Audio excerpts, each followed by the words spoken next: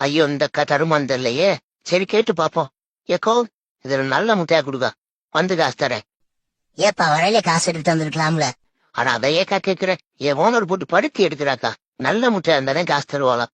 இன்னொரு முட்டையை வைக்கா. சரி தம்பி, இந்த அதுல 2 முட்டை இருக்கு. வரும்போது சீக்கிரமா காசு கொண்டாந்து கொடுப்பா.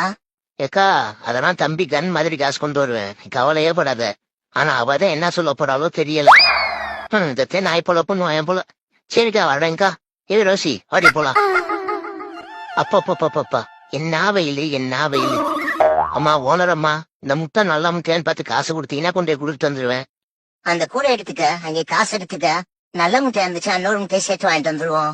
எந்த கூட? அந்த கூட எடுத்துக்கடா. இவங்கிட்ட வேலை பாக்குறதுக்கு சும்மா இருந்துடலாம் போல.